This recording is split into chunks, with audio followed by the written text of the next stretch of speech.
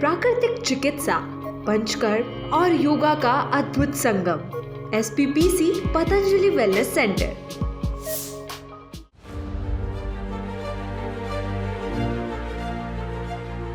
नमस्कार, channel 4 news India पे आपका स्वागत है।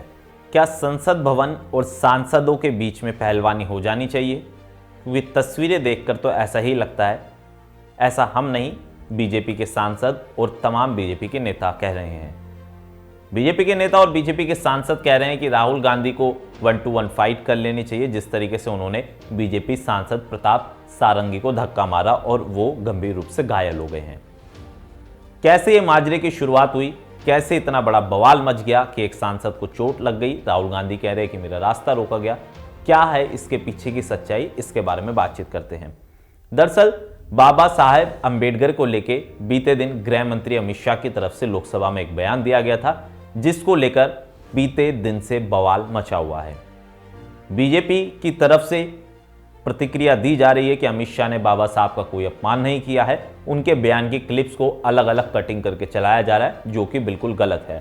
और उसी के बाद अमित शाह भी सफाई देने आ गए। उन्होंने प्रेस कॉन्फ्रेंस करके साफ कह दिया था कि बाबा साहेब अंबेडकर की नीतियों पे वो खुद चलते हैं। जितना वो और उनकी पार्टी बाबा साहब का सम्मान करती है, उतना विपक्ष के नेता नहीं करते हैं।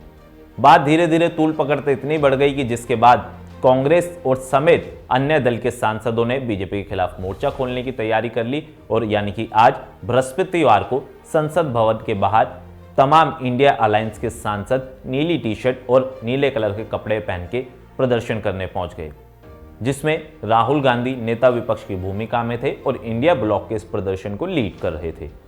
प्रदर्शन के बाद जब सभी इंडिया ब्लॉक के सांसदों ने संसद भवन के अंदर एंट्री की कोशिश करी, तो बीजेपी के कुछ सांसदों ने उनका रास्ता रोका, जिसमें प्रताप सारंगी भी शामिल थे।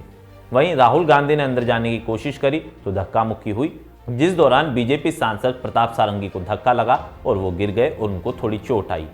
और ये मुद्दा इतना गर्म हो गया, जिसके बाद राहुल गांधी पर एफआईआर भी अब दर्ज हो गई है। और बीजेपी कह रही है कि ये सरासर गुंडागर्दी है, ये गलत है। अगर इसी तरीके से नेता विपक्ष बर्ताव करेगा तो देश का क्या होगा।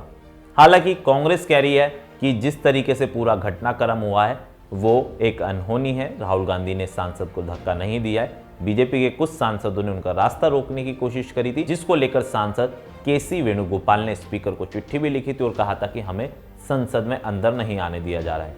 हालांकि यह बवाल थमने का नाम नहीं ले रहा है। संसद की लड़ाई अब सड़क पर आती हुई नजर आ रही है, लेकिन कांग्रेस पुरजोर तरीके से गृह मंत्री अमित शाह के इस्तीफे की मांग कर रही है और कहा है कि वो बाबा साहिब अंबेडकर का अपमान बर्दाश्त नहीं करेंगे।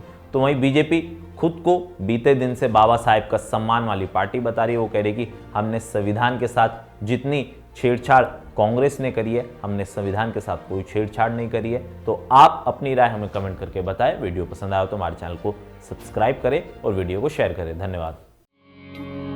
प्राकृतिक चिकित्सा, पंचकर्म और योगा का अद्भुत संगम। एसपीपीसी पतंजलि वेलनेस सेंटर।